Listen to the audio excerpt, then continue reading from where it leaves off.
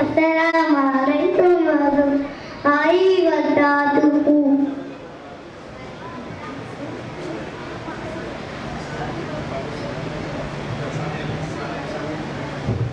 السلام علیکم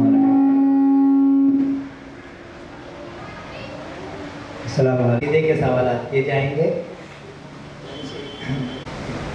سب سے پہلا سوال ہے ہم سب کون ہیں؟ ہم سب مسلمان ہیں. ہم کو کس نے پیدا کیا؟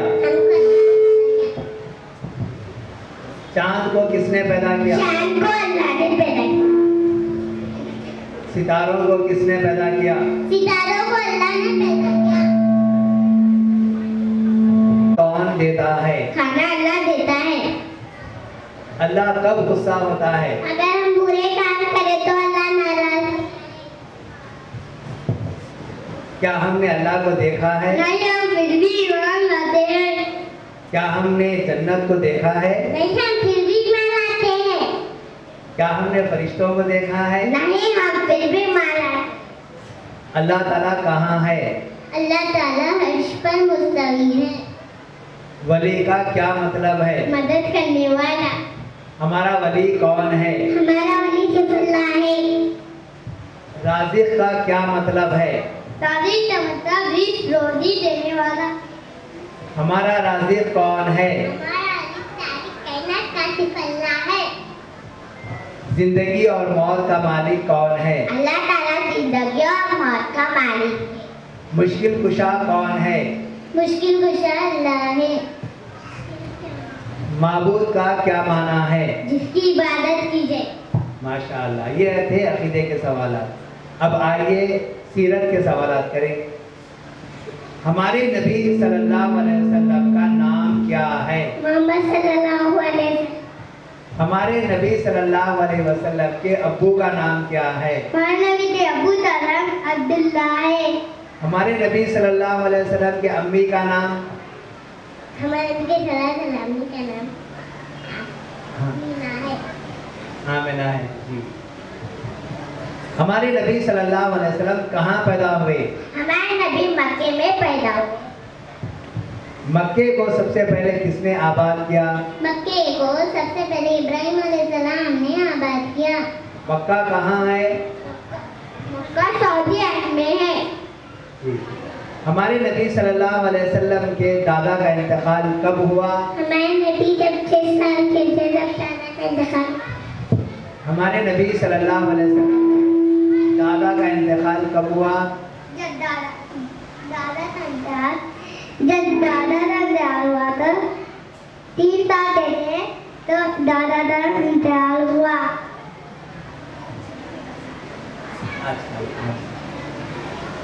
ہمارے نبی صلی اللہ علیہ وسلم کو کون سب سے زیادہ چاہتے تھے؟ حضرت صلی اللہ علیہ وسلم کو دادا میں چاہتے تھے.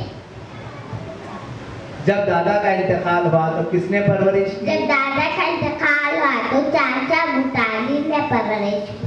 ہمارے نبی صلی اللہ علیہ وسلم کو کس نے دودھ پلایا؟ ہمارے نبی کو دائیاں حلیمہ سعدیہ نے دودھ پلایا. ہمارے نبی صلی اللہ علیہ وسلم کب پیدا ہوئے؟ ہمارے نبی 9 ربیع الاول 500 کے در عیسوی کو پیدا ہوئے. کیا ہمارے نبی صلی اللہ علیہ وسلم بچپن میں کسی سے لڑائی جھگڑا کیا؟ نہیں. کیا ہمارے نبی صلی اللہ علیہ وسلم نے بچپن میں چوری کی؟ نہیں. کیا ہمارے نبی صلی اللہ علیہ وسلم نے بچپن میں کسی کو گالی دی؟ اب آئیے اس کے بعد ہے آخرت سے متعلق سوالات. پہلا سوال ہے کیا ہم اس دنیا میں ہمیشہ زندہ رہیں گے؟ نہیں. جب ہمیں موت آئے گی دنیا کو چھوڑ کر جانا ہوگا. جی. کیا نبی رسول اور ولی کو بھی موت آتی ہے؟ جی بالکل. نبی رسول اور ولی کو بھی موت آئے گی. جی. کیا ہم نے جنت اور جہنم کو دیکھا ہے؟ نہیں. پھر بھی ہم آتے ہیں. جنت میں کون لوگ جائیں گے؟ اللہ کی عبادت کرنے والے, امی ابو بڑوں کی عزت کرنے والے, ہمیشہ سچ بولنے والے, نماز پڑھنے. قبر میں کن لوگوں کو عذاب دیا جاتا ہے؟ جو بودھوں کی پوجا کرتے ہیں, اللہ کی نافرمانی کرتے ہیں, بغاوت نہیں کرتے ہیں, جھوٹ بولتے ہیں. جی. جنت میں کیا کیا نعمتیں ہوں گی؟ جنت میں میٹھے میٹھے پھلوں کے, دودھ کی ندیاں بہ رہی ہوگی, شہد کی ندیاں بہ رہی. جہنم میں ہمیشہ کون لوگ رہیں گے؟ اللہ تعالیٰ کو چھوڑ کر دوسروں کی عبادت کرنے والے جہنم میں رہیں گے. جہنم میں کیا کیا چیزیں ہوں گی؟ میٹھے میٹھے پھل ہوں گے. جہنم میں بڑے بڑے الزے ہوں گے, زہریلے بچھو ہوں گے, کھانے کے لیے بڑے کانٹے ہوں گے, پینے کے لیے خون اور پیپ ہوگے. جہنم کے کتنے دروازے ہیں؟ جہنم کے 7 دروازے ہیں. جنت میں کون سی زبان بولی جاتی ہے؟ جنت میں قرآن یعنی کی ربی زبان بولی جاتی ہے. جنت کے کتنے دروازے ہیں؟ جنت کے 8 دروازے ہیں. ماشاء اللہ. یہ عقیدے کے سوالات رہے, بہت اچھے انداز میں آپ لوگوں نے جواب دیا. ماشاء اللہ.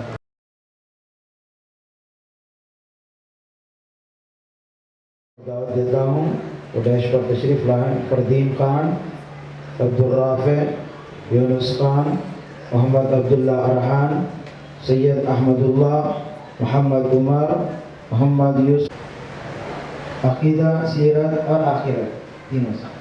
ہاں جی.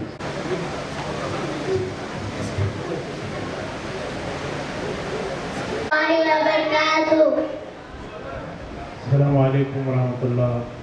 عزیز طلباء سے آخرت کے عنوان پر چند سوالات کی جائیں گے. انشاءاللہ وہ بہت سکون سے ان سوالات کے جوابات دیں گے. سوال ہے, کیا ہم اس دنیا میں ہمیشہ زندہ رہیں گے؟ نہیں, جب ہمیں موت آئے گی تو ہمیں اس دنیا کو چھوڑ کر جانا ہوگا. ماشاءاللہ. کیا نبی, رسول اور ولی کو بھی موت آتی ہے؟ جی بالکل, نبی, رسول, ولی کو بھی موت آتی ہے. ماشاءاللہ. جب انسان مر جاتا یا مرتا ہے تو انسان کے ساتھ کیا جاتا ہے؟ جب انسان مرتا ہے تو انسان کو دفنایا جاتا ہے. کیا کیا جاتا ہے؟ ماشاءاللہ. ہاں, جب انسان مرتا ہے تو انسان کے ساتھ کیا کیا جاتا ہے؟ بولیے دوبارہ. جب انسان مرتا ہے تو انسان کو قبر میں دفنایا جاتا ہے. اچھا, ماشاءاللہ. قبر میں فرشتے انسان سے کتنے سوالات کرتے ہیں؟ قبر میں فرشتے انسان سے 3 سوالات کریں گے. پہلا, من ربو کا, تیرا رب کیا, تیرا رب کون ہے. من نبیو کا, تیرا نبی کون ہے. ما دینو کا, تیرا دین کیا ہے. قبر میں کن لوگوں کو عذاب دیا جاتا ہے؟ اچھا, ترتیب سے پوچھنا چاہتا ہوں. امی ابو جو نماز نہیں پڑھتے اور ہمیشہ جھوٹ بولتے ہیں. اچھا, ماشاءاللہ. کیا ہم نے جنت اور جہنم کو دیکھا ہے؟ نہیں, پھر بھی ہم ایمان لاتے ہیں. جنت میں کون لوگ جائیں گے؟ اللہ کی عبادت کرنے والے, امی ابو اور بڑوں کی بات ماننے والے, نماز پڑھنے والے اور ہمیشہ سچ بولنے والے. جہنم کے کتنے دروازے ہیں؟ جہنم کے 7 دروازے ہیں. جنت کے کتنے دروازے ہیں؟ جنت کے 8 دروازے ہیں. جہنم میں کیا کیا چیزیں ہوں گی؟ جنت میں جہنم میں بڑا بڑا الزے ہوں گے, کھانے واتے بڑے بڑے کانتے ہوں گے, پینے کے لیے خون اور پینے کا. اچھا, ماشاءاللہ. اب جو ہے سیرت کے کچھ سوالات کرتے ہیں. نبی کے امی کا نام کیا ہے؟ ہمارے نبی کے امی کا نام آمینہ ہے. ہمارے نبی کہاں پیدا ہوئے؟ ہمارے نبی مکہ میں پیدا ہوئے.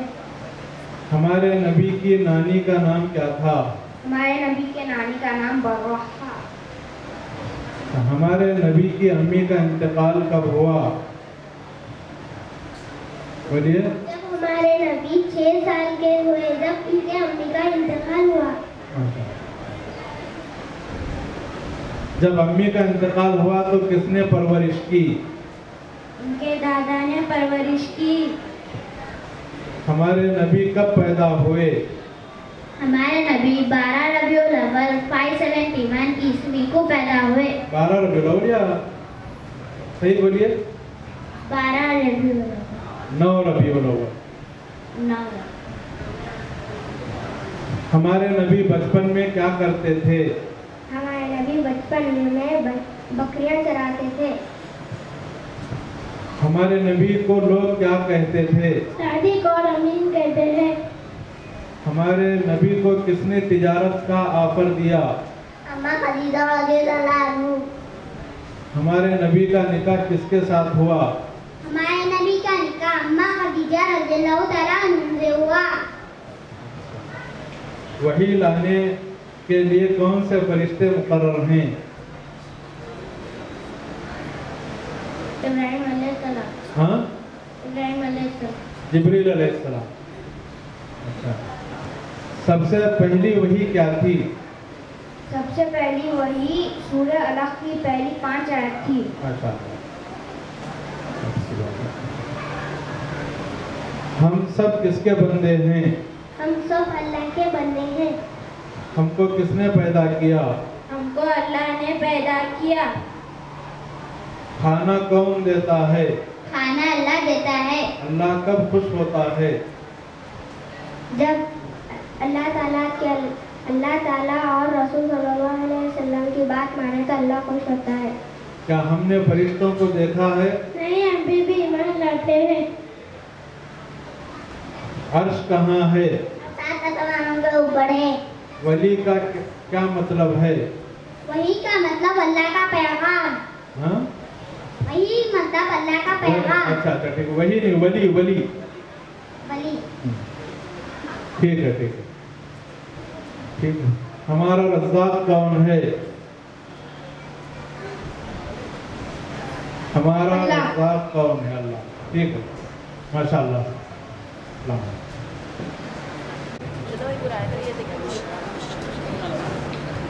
माशाअल्लाह।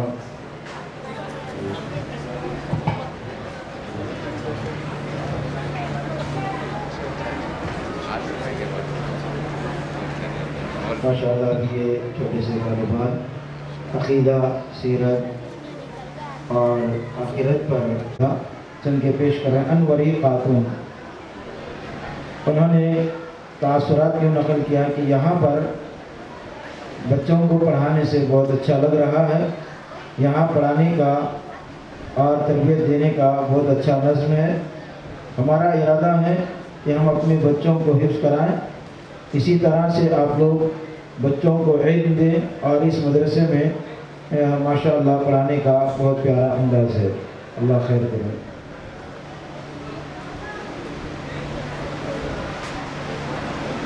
उम्मे अब्दुल बर, अल्हम्दुलिल्लाह आपके मदरसे को बच्चे आने के बाद बहुत अच्छा महसूस कर रहे हैं।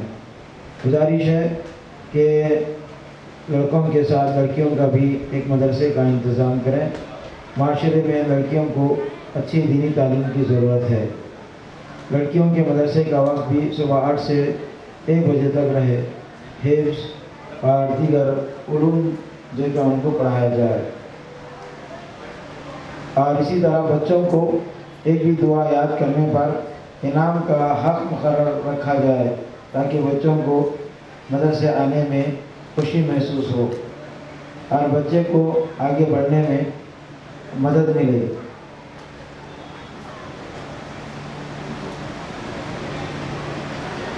इसी तरह से मोहम्मद अकबर अली साहब ने उन्होंने लिखा, माशाअल्लाह बहुत अच्छी तालीम है।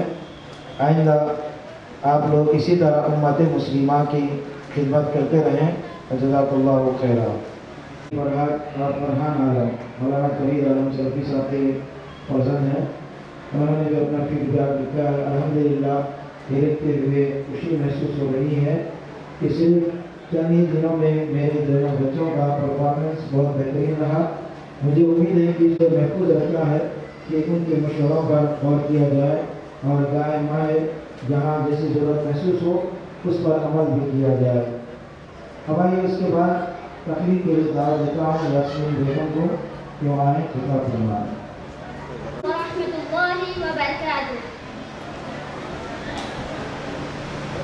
نحمده ونصلي على رسوله الكريم أما بعد أعوذ بالله من الشيطان الرجيم بسم الله الرحمن الرحيم ومن الناس من يشتري لهو الحديث ليضل عن سبيل الله بغير علم ويتخذها هزوا أولئك لهم عذاب مهين. قابل احترام صدر جلسہ شہ نشین پر جلوہ افروز مہمانان خصوصی محترم معلمین و معلمات اور عزیز سامعین و سامعات، آج کے اس بزم سعید میں میرا موضوع ہے گانا بجانا اور آلات موسیقی کے مضر اثرات. ابھی میں نے آپ کے سامنے ایک آیت پڑھی ہے جس کا ترجمہ یہ ہے، اور لوگوں میں سے کچھ ایسے ہیں جو کلام الفریب خرید لاتے ہیں تاکہ لوگوں کو اللہ کے راستے سے علم کے بغیر بھٹکا دیں اور اس راستے کی دعوت کو مذاق سے اڑا دیں. ایسے لوگوں کے لیے رسوا کن عذاب ہے. یہ ایک ناقابل تردید حقیقت ہے کہ فلمی نشریات جیسے TV, mobile, internet, Facebook, WhatsApp وغیرہ گانے بجانے کو فروغ دے کر تہذیب و ثقافت پر جو برا اثر ڈالا ہے انتہائی حیرت انگیز ہے، جن سے شرف و حیا کا جنازہ نکل گیا. نبی صلی اللہ علیہ وسلم نے فرمایا، ان اللہ حرم علی امت الخمر والمیسر والمر والغوبۃ والخنین. اللہ تعالیٰ نے میری امت پر شراب، جوا، طبلہ اور سارنگی حرام کر دی. معزز حاضرین، گانے بجانے کی آلات سننا برا عمل ہے. ہم جانتے ہیں کہ اس حد تک گانا بجانا عام ہو چکا ہے کہ زندگی کا کوئی مرحلہ، کوئی شعبہ بغیر گانے بجانے کے نہیں ہے. حتیٰ کہ ہر چیز گانے بجانے کی ہے. اسی طرح شادی میں گانا نہیں تو مزہ نہیں، گھر میں گانا نہیں تو مزہ نہیں، گاڑی میں گانا نہیں تو مزہ نہیں، ہر جگہ گانا گانا. فرض کوئی جگہ اور کوئی وقت، حتیٰ کہ مسجد اور خانہ کعبہ کے وہاں بھی موبائل فون پر لگے رنگ ٹون سے فضا گونج رہی ہوتی ہے. ہر جگہ بے فکر ہو کر کھلے عام بڑی دلیری کے ساتھ اللہ تعالیٰ کی نافرمانی کر کے کھلے عام گانے بجانے اور موسیقی کے استعمال میں مشغول ہوتے ہیں. کسی شاعر نے کیا خوب کہا ہے، وَزَعْمَتُمْ ہو نصارات تمدن میں ہنود، وَزَعْمَتُمْ ہو نصارات تمدن میں ہنود، یہ مسلمان ہیں جنہیں دیکھ کے شرمائے یہود. جبکہ پیارے نبی صلی اللہ علیہ وسلم کا اور صحابہ اکرام کا یہ طرز عمل تھا کہ حضرت عبداللہ بن عمر رضی اللہ عنہ نے بانسری کی آواز سنی تو اپنے دونوں کانوں میں انگلیاں ٹھوس لی اور راستے سے ہٹ کر دوسری جانب چلنا شروع کر دیا. کچھ دیر بعد اپنے ساتھی سے پوچھا، کیا بانسری کی آواز آ رہی ہے؟ ساتھی نے کہا نہیں. تب عبداللہ بن عمر رضی اللہ عنہ نے انگلیاں نکال لی اور کہا کہ میں آپ صلی اللہ علیہ وسلم کے ساتھ تھا. آپ صلی اللہ علیہ وسلم نے بانسری کی آواز سنی تو اسی طرح کیا جیسے میں نے کیا ہے. معزز حاضرین، اسی طرح ہم دیکھتے ہیں کہ جو لوگ گانا سنے بغیر نہیں رہتے ان میں سے اکثر لوگ خصوصاً فجر کی نماز میں اور باقی نمازوں میں عموماً غافل رہتے ہیں. کسی شاعر نے کیا خوب کہا ہے، یہ امت نیٹ پر فدا ہو گئی، یہ امت نیٹ پر فدا ہو گئی، فجر کا عشاء سب قضا ہو گئی. معزز حاضرین، اسی طرح دنیا کے اسکول چلائے جا رہے ہیں، بچوں کو ڈانس سکھاتے ہیں، خاص طور پر سرپرست کو بلایا جاتا ہے. بچہ تو غیر مکلف ہیں، ماں باپ تو مکلف ہیں. بچے کو اخلاق کی تعلیم دے، بچپن ہی سے دین کے صحیح راستے پر لائے. لہذا ہمیں چاہیے کہ گانے بجانے اور اسے سننے سے اپنے آپ کو محفوظ رکھیں. آخر میں اللہ تعالیٰ سے دعا ہے کہ ہم تمام کو گانے بجانے اور آلات موسیقی سے محفوظ رکھیں اور اپنی خواہشات کی پیروی کرنے سے بچائیں. آمین ثم آمین. وآخر الدعوانا ان الحمد للہ رب العالمین. والسلام علیکم ورحمۃ اللہ وبرکاتہ. طالبہ یاسمین بیگم کو دعوت دیتا ہوں، عامرہ شیخ کو دعوت دیتا ہوں کہ وہ آئیں، نظم پڑھیں. یہ طلبہ کی تعلیمی مظاہرے کی آخری کڑی ہے. اس کے بعد مہمان مقررین کے خطابات ہوں گے انشاءاللہ. السلام علیکم ورحمۃ اللہ وبرکاتہ.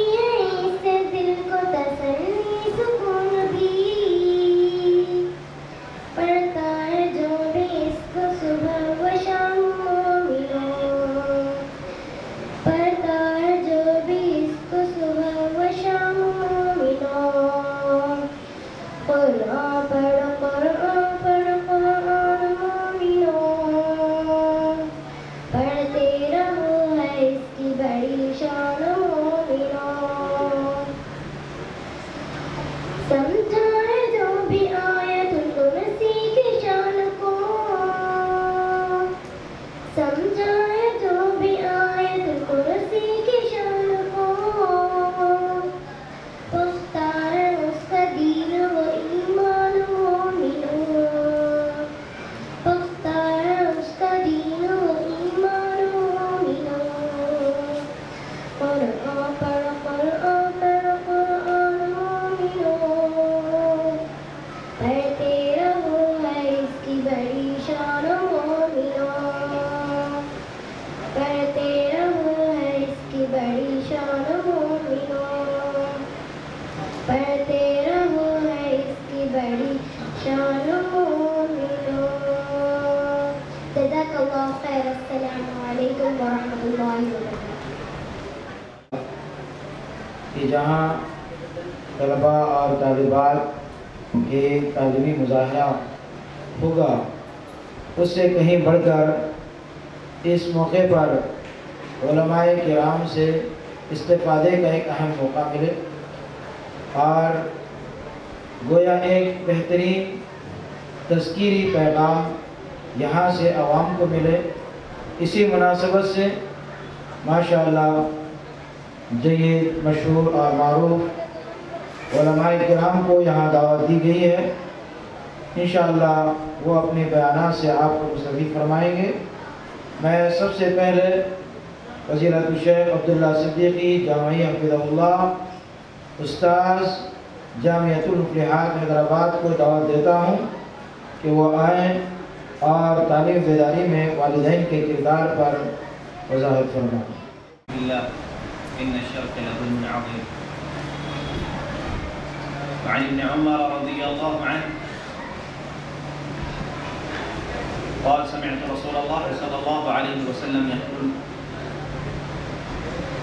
كلكم راع وكلكم مسؤول عن رعيته. الإمام راع وهو مسؤول عن رعيته، والرجل راع في أهله وهو مسؤول عن رعيته، والمرأة راعية في بيت زوجها وهي مسؤولة عن رعيتها، والخادم راع عن مال سيده وهو مسؤول عن رعيته. قال حسبت أن قد قال والرجل راع في مال أبيه وهو مسؤول عن رعيته، كلكم راع وكلكم مسؤول عن رعيته. رواه البخاري في كتاب الجمعة باب الجمعة في القرى والمدن. انہی بچوں کو اپنے قوم کا معمار بننا ہے، انہی بچوں کو اپنے قوم کا معمار بننا ہے، بڑا ہو کر انہی کو قافلہ سالار بننا ہے۔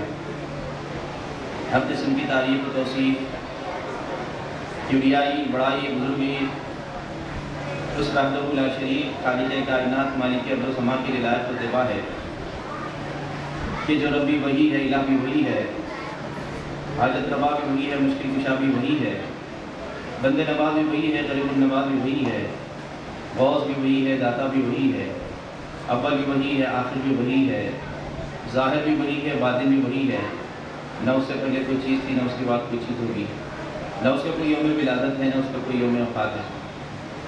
درود و سلام کا نزول ہو تمام انبیاء کرام پر،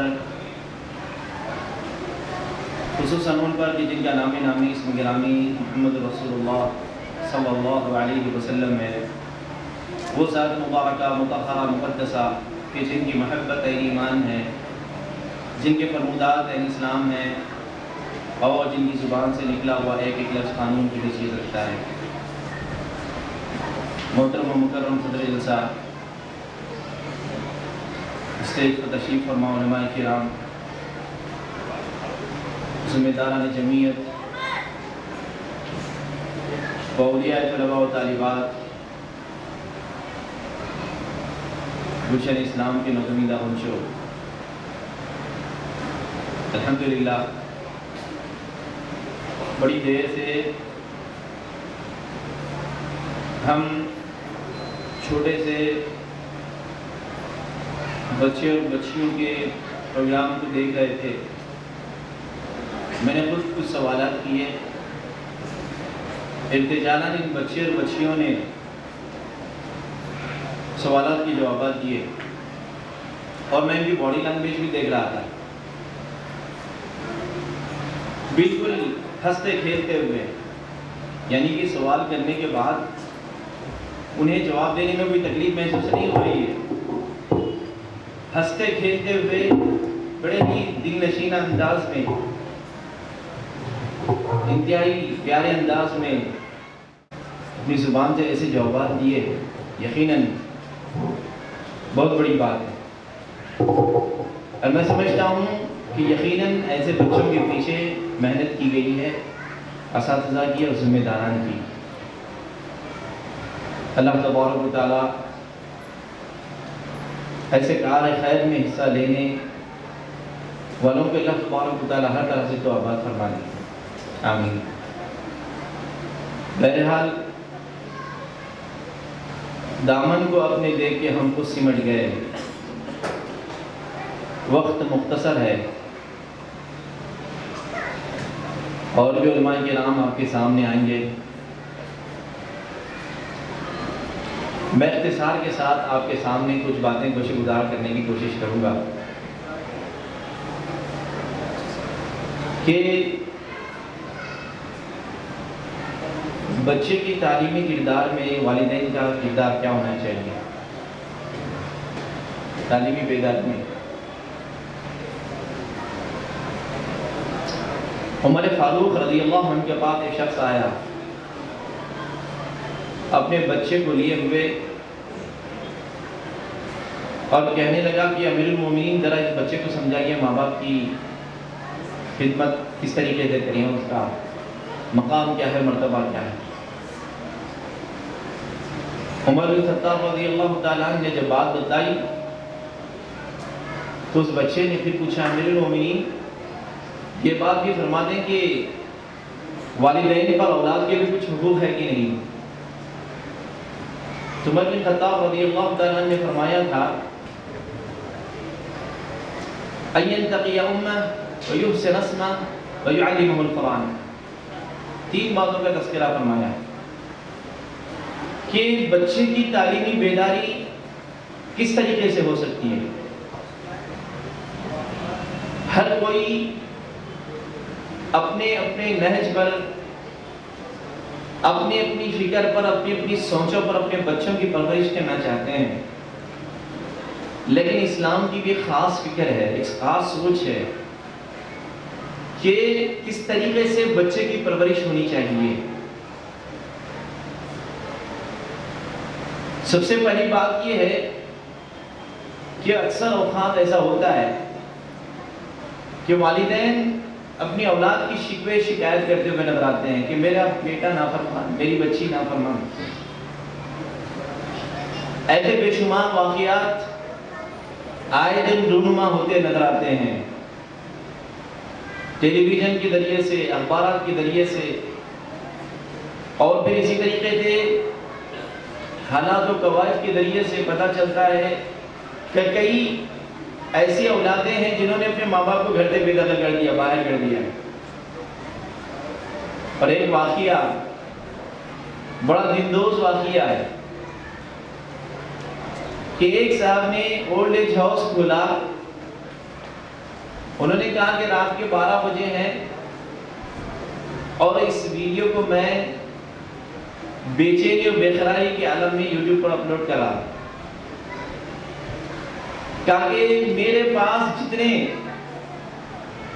لوگ آتے ہیں ماں باپ کو اولڈ ایج ہاؤس کے اندر چھوڑ کے جاتے ہیں نوجوان بچے، ان میں سے خطرناک واقعات میں سے خطرناک واقعات جو میرے دل کو بے چین کیے ہوئے، میں نے ایسا واقعہ میری زندگی میں نہیں دیکھا۔ کئی لوگ میرے پاس آتے ہیں، واقعہ دراصل یہ ہے کہ دو نوجوان بچے ہیں، بوڑھی ماں ہے، اولڈ ایج ہاؤس میں کار سے وہ اپنے بچے اتار رہے ہیں، ماں ان کے ہاتھوں کو پکڑے ہوئے کہہ رہی کہ بیٹا مجھے یہاں نہ رکھو، مجھے یہاں نہ چھوڑو، یہاں گھر میں لے چلو، میں گھر کے کونے میں رہوں گی، مجھے تھوڑا سا کھانا دے دو، میں تمہیں پریشان نہیں کروں گی، میں تمہیں تکلیف نہیں دوں گی۔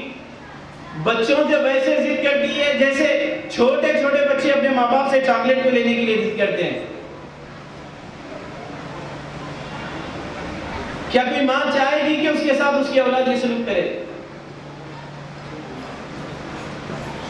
اردو ٹائمز ممبئی کے پیپر میں ایک واقعہ یوں آیا کہ بچے نے باپ سے 2 لاکھ روپے مانگے کاروبار کے لیے، باپ نے دینے سے انکار کیا۔ نتیجہ یہ ہوا باپ، ماں نے اور بیٹے نے مل کے پلاننگ کے ساتھ باپ کو مار دیا اور کمرے کی دیوار کے پیچھے چھپا دیا۔ جب وہ خون جسنے لگا، جسم سے بدبو آنے لگی، تو لوگوں کو معلوم ہوا۔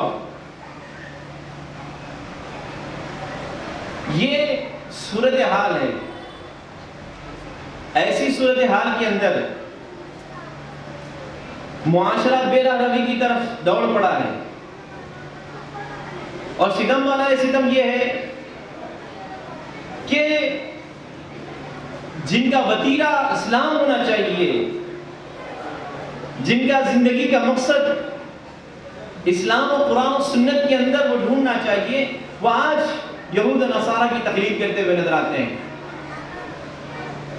آج ہماری تربیت، اپنی اولاد کی تربیت یہود و نصارہ کے بتلائے ہوئے، وضع کیے ہوئے سسٹم پر ہوتی ہے۔ کیسے؟ کہتے ہیں بھئی اسکولوں میں چھڑی رکھنا منع ہے۔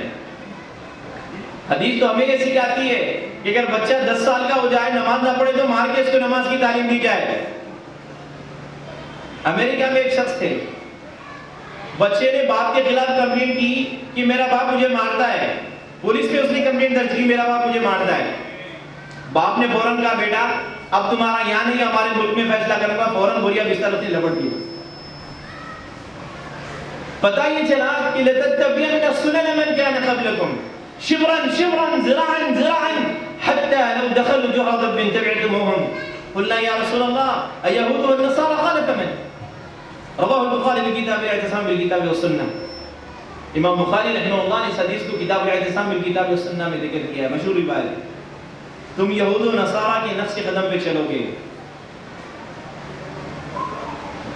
شبرا شبرا ذراعا ذراعا حتى لو دخلوا جحر ضب تبعتموه۔ انہوں نے قدم اٹھایا کہ نہیں، تم نے ان کے قدموں کے نیچے اپنے قدم کو رکھ دیا، قدموں کی چھاپ پہ اپنے قدموں کو جما دیا، وہ گود کے بل میں چلے گئے، تم بھی ان کے ساتھ چلے جاؤ گے۔ صحابہ نے پوچھا اللہ کے رسول آپ کس کی بات کرتے ہیں؟ الیہود والنصارى، کیا مسلمان قوم جس نے اپنے عروج کی طرف سے دیکھا تھا، کیا وہ یہود و نصارہ کی اتباع کریں گے؟ آپ نے فرمایا قال فمن، ہم تو روک سکتے ہیں۔ ہمارے بچوں کا ہیئر اسٹائل دیکھیے، ہمارے بچوں کا ہیئر اسٹائل دیکھیے۔ کل میں نے ایک بچے سے پوچھا، چھوٹے سے بچے سے، کل کی بات ہے، ایک مکتب میں نے ایک بچے سے پوچھا بیٹا یہ کیا ہے؟ بالکل یہاں سے اس نے صفائی کرے ہوئی ہے، بالکل خشخش یہاں سے بنایا ہوا ہے، اور سامنے اس نے بڑے اونچے بال چھوڑے ہوئے ہیں۔ بیٹا اس طریقے سے مت کرو۔ کس نے کروایا ہے بڑی بیماری؟ اس نے کہا کہ میری ممی نے کروایا۔ اچھا بیٹا ممی سے کہو کہ یہ بال صاف صحیح کروائیں، صحیح سیٹ کروائیں۔ کہا کہ نہیں، اب یہ بال جب بڑے ہوں گے تب پجامے کے بعد جایا جائے گا۔ یہ ہماری ماں کا کردار ہے۔ اور ہم کس نحو پہ اپنی اولاد کو تربیت دینا چاہتے ہیں؟ کون سا سسٹم ہے؟ کون سے اصول ہیں؟ کون سے پیمانے ہیں جس کو ہم نے وضع کیے ہوئے ہیں؟ کون سے ضابطے ہیں جس کو ہم نے بنائے ہوئے ہیں؟ اور کون سا نمونہ ہے جس کو ہم نے نمونہ بنائے ہوئے ہیں؟ کون سی چیز ہمارے لیے اسوہ کی حیثیت رکھتی ہے، قدوہ کی حیثیت رکھتی ہے، اور کون سی چیز ہمارے لیے نمونہ اور آئیڈیل ہے؟ حضرات گرامی قدر اور میری مائیں اور بہنیں یاد رکھیں، اللہ کے رسول صلی اللہ علیہ وسلم کی زندگی ہمارے لیے نمونہ ہے۔ کتاب اللہ اور سنت رسول اللہ ہمارا اوڑھنا اور بچھونا ہو جائے تو پھر انشاءاللہ والعزیز میں سمجھتا ہوں ہمارے والدین بھی درست ہو جائیں گے، ان کی گود میں پلنے والی اولاد بھی درست ہو جائے گی۔ بات بڑی طویل ہے، میں سمجھتا ہوں اختصاراً میں آپ کے سامنے عرض کر دوں۔ بات دراصل یہ ہے کہ بنیاد کہاں سے ہے؟ سب سے پہلے تعلیمی بیداری میں والدین کا کردار کیا ہونا چاہیے؟ بہت سارے لوگ یا پھر بہت سارے سرپرست نوجوان بچے اور بچیوں کے خیال اس وقت نہیں آتا جب آنا چاہیے۔ خیال اس وقت آتا ہے جب انسان پریشان ہو جاتا ہے، مصیبت سے دوچار ہو جاتا ہے، تب ٹھوکر کھاتا ہے، گڑھے میں گرتا ہے تو سوچنے لگتا ہے کہ مجھے گڈھے میں نہیں گرنا چاہیے تھا۔ اب وہ راستے، وہ اسباب اختیار نہیں کرتا، وہ سوچتا نہیں کہ مجھے گڑھے میں جانے سے بچنا ہے، لیکن جب جاتا ہے، اور انسان ہر کوئی جب تک وہ گڑھے میں نہیں گرے گا اس کو اس کا تجربہ نہیں ہوگا۔ عمر فاروق رضی اللہ عنہ نے کہا تھا کہ بچے پہ تم ظلم ستم کرتے ہو۔ بچے نے بھی کہا میرے باپ پہ کہیں کہ اولاد کا بھی کچھ حقوق ہے کہ نہیں ہے؟ تو انہوں نے کہا تھا کہ سب سے پہلے بہترین ماں کا انتخاب کرے، بچے کی تعلیم کے لیے سب سے پہلے بہترین ماں کا انتخاب کرے۔ ایک واقعہ یوں بھی تھا کہ ایک ماں نے کہا تھا اگر میرا بیٹا گالی دے گا تو میں مٹھائی بانٹوں گی۔ آپ لوگ سوچیں گے کہ کیا ایسا بھی ہو سکتا ہے؟ ہاں ایسا ہوا ہے۔ ایک ماں نے کہا کہ اگر میرا بیٹا گالی دے گا تو میں لوگوں میں مٹھائیاں تقسیم کروں گی کہ میرا بیٹا گالی دینے کے لائق ہو گیا۔ کچھ مائیں ایسی بھی ہیں۔ اسی لیے عمر فاروق رضی اللہ عنہ نے کہا تھا سب سے بہترین، اچھی تعلیم چاہتے ہو، اچھی تربیت چاہتے ہو، تعلیم تربیت دو لازم و ملزوم چیزیں ہیں۔ محض تعلیم سے انسان قابل نہیں ہوتا، محض تربیت سے انسان قابل نہیں ہوتا، لازم و ملزوم چیزیں دونوں کو جب اپناتا ہے تو اس کے لیے سب سے بہتر ماں بہتر ہونا چاہیے۔ ماں کا ایک اہم کردار ہے، آپ کو معلوم ہونا چاہیے۔ اگر زبان کو بھی نسبت دی گئی تو ماں کی جانب نسبت دی گئی۔ لوگ پوچھتے ہیں what is your mother tongue, کوئی آپ سے یہ نہیں پوچھتا واٹ از یور فادر ٹنگ، آپ کی پدری زبان کیا ہے، یہ نہیں پوچھتا۔ پوچھا جاتا ہے what is your mother tongue, آپ کی مادری زبان کیا ہے۔ زبان کو بھی اگر نسبت دی گئی ہے تو ماں کی جانب نسبت دی گئی ہے۔ سب سے پہلا اسکول کہا گیا ہے، سب سے پہلا مدرسہ کہا گیا ہے کہ ماں کی گود بچے کے لیے سب سے بہتر مدرسہ ہے، سب سے پہلا مدرسہ ہے۔ اگر وہ ماں جس کے گود میں پلنے والی اولاد ترقی یافتہ بنے، جس میں گود میں پلنے والی اولاد بہتر ہو، ان کا مستقبل اچھا ہو، فیوچر برائٹ ہو، تو وہ چاہیے کہ بہتر سے بہتر ماں کا انتخاب کرے۔ پھر انہوں نے کہا وَيُحْسِنَ اسْمَهُ، بچے کا نام اچھا رکھے۔ عموماً لوگ طرح طرح کے نام کہتے ہیں، مسلمانوں کے اندر بھی دیکھا جاتا ہے کہ کوئی ناچنے گانے والے کا نام رکھتا ہے، کوئی کھلاڑی پسند آتا ہے اس کا نام رکھتا ہے، کوئی پولیٹیشین پسند آتا ہے پولیٹیشین کا نام رکھ دیتا ہے۔ نہ جانے طرح طرح کے لوگ ایسے نام لاتے ہیں، لوگ پوچھتے ہیں کہ بھائی اس کا نام کیا ہے، اس کا معنی کیا ہے، اس کا معنی ایسے لاتے ہیں جو نہ اردو کے نہ فارسی کے نہ عربی کے، ایسے نام مسلمان چوز کرتے ہیں۔ آپ کو معلوم ہونا چاہیے ناموں کے اندر تعبیر ہے۔ شیکسپیئر نے کہا تھا کہ what is the name that which will call a rose by any other name would smell as well. نام کیا ہے؟ نام کے اندر کوئی تاثیر نہیں ہے، نام کے اندر کوئی تاثیر نہیں ہے۔ آپ گلاب کو کسی بھی نام سے پکارو، خوشبو تو دینے والا ہے، لیکن اسلام نے اس تصور کو رد کیا۔ موطا امام مالک کے اندر ایک روایت ہے، ایک نوجوان عمر بن خطاب رضی اللہ عنہ کے پاس آیا تو آپ نے پوچھا ابن کمن، کس کے بیٹے ہو، تمہارا نام کیا ہے، تمہارا نام کیا ہے؟ کہا میرا نام ہے چنگاری۔ اس نے کہا ابن کمن، پھر پوچھا آپ نے کہ کس کے بیٹے ہو، تمہارے باپ کا نام کیا ہے؟ شعلہ۔ اور یہ کہاں ہے؟ کہا یہ حرۃ النار، یہ ایریا کا نام آگ کی گرمی۔ اور یہ کہاں پڑتا ہے؟ کہا ذات اللذہ، آگ کی لپیٹ۔ عمر بن خطاب رضی اللہ عنہ نے کہا جاؤ جا کے دیکھو اس کا گھر جل کر خاکستر ہوا ہوگا۔ راوی بیان کرتے ہیں میں جا کے دیکھا اس کا گھر جل کے خاکستر ہو چکا ہے۔ آگ، شعلہ، چنگاری، یہ ساری چیزیں اسی طرف اشارہ کرتی ہیں۔ یقیناً نام کی تاثیر ہوا کرتی ہے، چاہے وہ انسان کا ہو، دکان ہو یا مکان ہو یا زمین ہو۔ آپ کو معلوم ہونا چاہیے حسین رضی اللہ عنہ جب وہ کربلا کے لیے نکلے، وہاں پہ پہنچے دریائے فرات کے بڑے میدان کے پاس، لوگوں نے پوچھا یہ کیا ہے، اس جگہ کا نام کیا ہے، اس ایریا کا نام کیا ہے؟ لوگوں نے کہا کربلا۔ آپ نے ایک سرد آہ بھری، کہا کرب و بلاء، کہنے لگے یہ کرب و بلاء، یہ کرب بلا ہے۔ کرب کے معنی تکلیف، بلا کے معنی آزمائش۔ بتائیے حسین رضی اللہ عنہ کو وہاں پہ پہنچنے کے بعد تکلیف و آزمائش آئی کہ نہیں آئی؟ یقیناً۔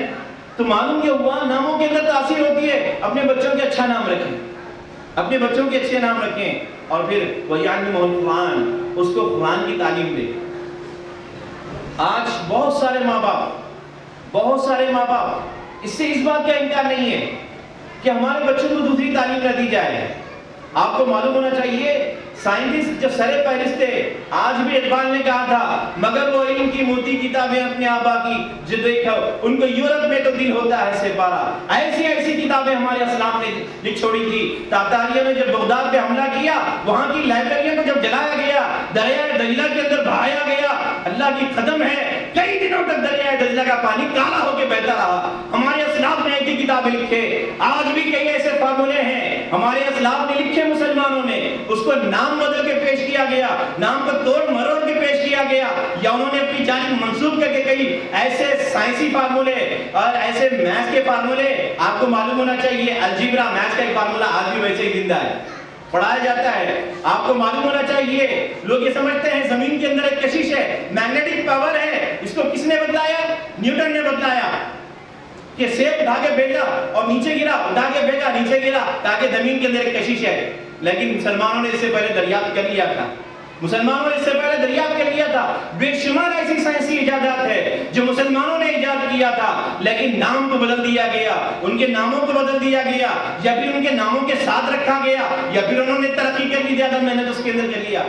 अलगल बताने का मकसद ये है, हम ये कहते हैं कि अगर हमारा बच्चा डॉक्टर बने या ना बने, हमारा बच्चा इंजीनियर बने ना बने, हमारा बच्चा फिलोसोफर बने ना बने, हमारा बच्चा IIT के अंदर एक्सेल डबल एक्सेल कोर्सेस करे ना करे, वो दुनिया के अंदर जाएगा, दुनिया से उसको जाना है। हमारे बच्चे का अगर अकीदा दुरुस्त ना हो जाए, हमारे बच्चे की अगर सीरत अखलाक व आदात दुरुस्त ना हो जाए, मेरे भाइयों याद रखिए, ये नाकामी अगर हो जाए तो कभी वो कामयाब व कामयाब नहीं होंगे। दुनिया के अंदर कामयाबी समझते हो, हकीकी कामयाबी क्या है? हकीकी कामयाबी दुनिया का हुसूल नहीं है। अल्लाह के नबी सल्लल्लाहु अलैहि वसल्लम के सामने एक नौजवान आए, कहने लगे, अल्लाह के नबी सल्लल्लाहु अलैहि वसल्लम आप फरमा दें कि अक्लमंद कौन है? अल्लाह की सुनानी में बाजा किताब ज़हर, अल्लाह के नबी सल्लल्लाहु अलैहि वसल्लम के पास एक नौजवान आया, पूछने लगा, अल्लाह के नबी सल्लल्लाहु अलैहि वसल्लम फरमा दें सबसे अक्लमंद आदमी कौन है? अय्युन्नास हकीस या रसूल अल्लाह।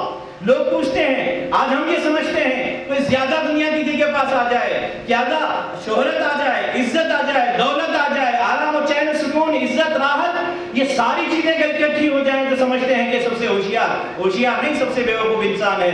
आओ जुबान नबूवत किस बात को कहती है।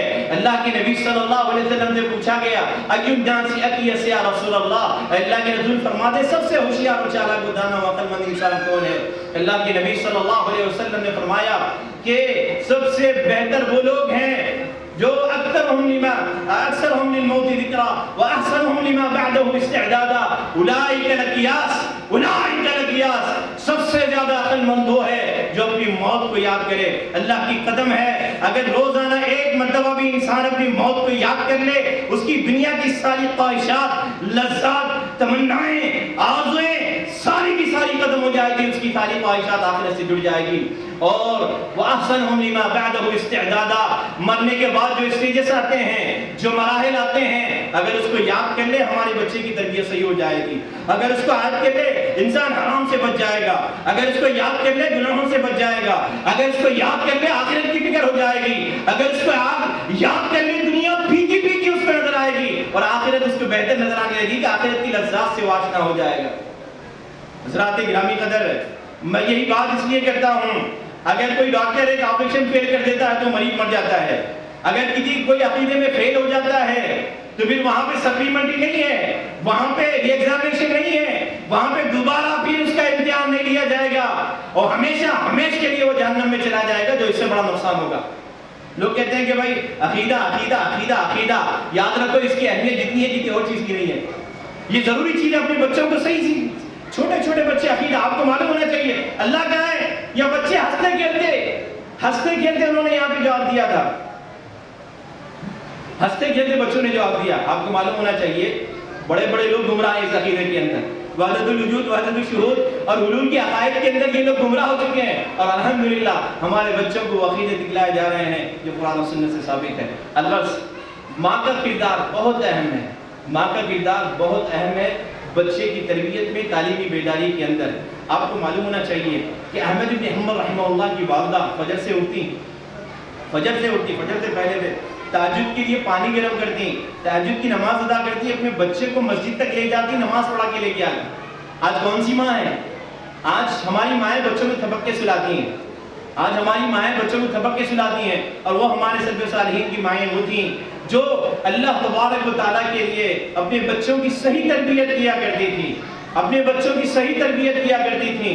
آج کوئی شوہر اپنی بیوی کو پیسے دے کے چلے جائے، اب وہ زیادہ تر میں یہ سمجھتا ہوں اپنی ذاتی اخراجات، کپڑے لتے میک اپ میں ماں خرچ کر دے گی، لیکن ربیعۃ الرائے قربان جائیں تمہاری ماں پر، یہ امام بخاری رحمہ اللہ کے استاد تھے، ان کی شوہر نے انہیں 20,000 دینار دے کے گئے، جب واپس آئے بڑی مدت کے بعد فجر کا وقت ہوا، مسجد میں دیکھا ایک بڑا نوجوان ہے، بہترین درس دے رہا ہے، پبلک بڑی ہے، آواز دور تک نہیں جا رہی ہے، مکمل صوت رکھا گیا ہے، بیچ میں ایک آدمی رکھا گیا ہے دور تک آواز پہنچانے کے لیے، بڑی خوشی ہوئی، گھر کو واپس آئے، تمنا آرزو ہونے لگی، کہا کہ وہ کون تھا، بڑا بہترین نوجوان تھا، کہا وہی آپ کا بیٹا ہے، وہی آپ کا بیٹا ہے، شوہر غائب ہے، تجارت کے لیے چلا گیا ہے، جنگ کے لیے گیا ہے، لیکن ماں کا کردار یہ ہے اپنے بچے کی اس نے صحیح تربیت کی ہے۔ ایسی ماؤں کی آج ضرورت ہے۔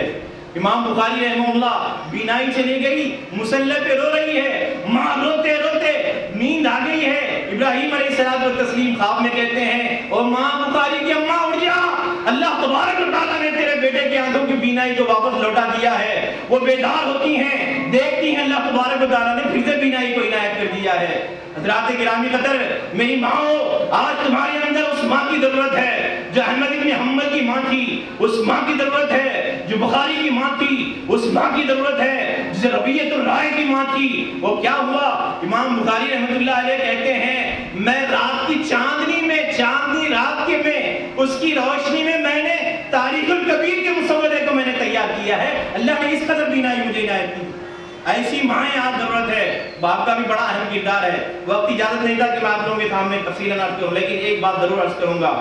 باپ کا بڑا، حیدرآباد کے بڑے مخرج تھے، وہ ہمیشہ کہا کرتے تھے باپ بیٹے کو بگاڑتا ہے۔ وہ کیسے؟ حمام میں آدھا سگریٹ پی کے رکھ کے آتا ہے، بچہ جا کے آدھا پیتا ہے۔ باپ اس طریقے سے بگاڑتا ہے، جھوٹ بولتا ہے باپ، کہتا کہ بیٹا ابو ہے گھر میں، اب بچہ آگے سیدھا سادہ، سیدھے سادے زبان میں سادہ لوگ ہوا کرتے ہیں بچے، کہتا ہے کیا ابو، کہتے ہیں کہ ابو گھر میں نہیں ہے، یعنی جھوٹ بچہ سکھاتا ہے۔ اللہ کی نبی صلی اللہ علیہ وسلم نے سچ کی تعلیم دی۔ اللہ کی نبی صلی اللہ علیہ وسلم، عبداللہ بن عامر رضی اللہ عنہ چھوٹے سے بچے ہیں، ماں کہتی ہے آؤ میں تمہیں کچھ دوں گی، اس سے پہلے کہ بچہ آتا ہے اللہ کے حبیب پہنچ گئے، کہا عبداللہ بن عامر کی ماں تم کیا دینا چاہتی تھی؟ کہنے اللہ کے رسول میں کھجور تھی، میں اس کو دینا چاہتی تھی۔ کہا لولم تُؤْتِیهِ شَيْئًا كُتِبَ عَلَيْكِ كِذْبًا، او عبداللہ بن عامر کی ماں اگر تم اس کو کچھ نہ دیتی تو یاد رکھو تم پہ ایک جھوٹ لکھا جاتا۔ آج کتنے آبا و اجداد ہیں، کتنے ایسی مائیں ہیں جو کہتے ہیں بیٹا تم پاس ہو جاؤ تو میں سائیکل دلا دوں گا، تمہیں پاس ہو جاؤ میں تمہیں فلاں دلا دوں گا، تمہیں پاس ہو جاؤ میں تمہیں فلاں دلا دوں گی، فلاں کراؤں گی، فلاں کراؤں گی۔ جھوٹے وعدے مت کیجیے، یہ جھوٹ ہم سکھاتے ہیں، جھوٹ کی تربیت ہم دیتے ہیں۔ باپ کا بہت بڑا کردار ہے، اور لوگ ماں باپ کا تانا دیتے ہیں، وقت نہیں ہے، لوگ ماں باپ کا تانا دیتے ہیں، آخر میں کہتے ہیں اگر کسی نے اچھا یا برا کیا تو ماں باپ کی بات آتی ہے، کہتے ہیں یا اخت ہارون ما کان ابوک امرأ سوء وما کانت امک بغیہ۔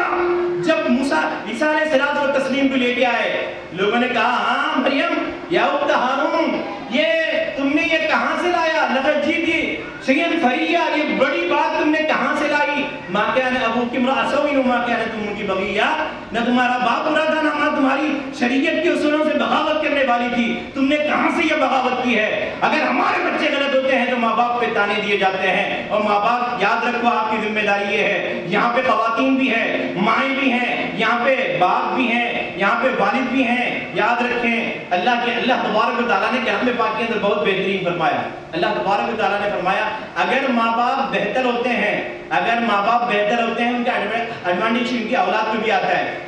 موسیٰ اور خضر کے واقعے کے اندر جو اللہ تبارک و تعالیٰ نے سورہ کہف کے اندر ذکر کیا ہے، تو وہاں پہ جب دیوار انہوں نے اٹھایا، موسیٰ علیہ السلام نے کہا تھا کہ فلم یضیفوہما، انہوں نے ہماری ضیافت تک نہیں، نہ کھانا پوچھا نہ پانی پوچھا، آپ نے دیوار کو اٹھا دیا۔ واقعہ طویل ہے، انہوں نے اس کا جواب دیتے ہوئے کہا تھا کہ یاد رکھو وَكَانَ أَبُوهُمَا صَالِحًا وَكَانَ أَبُوهُمَا صَالِحًا وَتَحْتَهُ كَنزٌ لَهُمَا وَكَانَ أَبُوهُمَا صَالِحًا۔ ہاں یہ دیوار میں نے اٹھائی ہے، یہ دیوار اس لیے اٹھائی ہے کہ اس کے نیچے ایسے دو یتیم بچوں کے خزانہ تھا جن کے ماں باپ نیک تھے۔ آپ دنیا کی فکر کرتے ہیں اپنے اولاد کی، دنیا کی فکر کرتے ہیں۔ عمر بن عبدالعزیز کے والد، عمر بن عبدالعزیز رحمۃ اللہ علیہ کے والد انہوں نے صالح بن کیسان کو اپنے بچے کا استاد مقرر کیا۔ ایک مرتبہ ایسا ہوا، انہوں نے کنگھی کر رہے تھے، عصر کی نماز ضائع ہو گئی، انہوں نے لیٹر لکھا، استاد نے والد کو لیٹر لکھا، مصر کے اندر وہ رہا کرتے تھے، کہا کہ آپ کے بچے نے ایسی غلطی کا ارتکاب کیا ہے کہ اس نے کنگھی بال بنانے میں اس نے کیا کیا، عصر کی نماز کو ضائع کر دیا ہے۔ یہاں وہاں سے جواب آیا، کہا اس کو پیٹا جائے، اس کو پیٹا جائے، اس کو پیٹا جائے، اس کو مارا جائے، اس کو قائل کروایا جائے۔ تو باپ کی اس طریقے سے تربیت ہوا کرتی ہے۔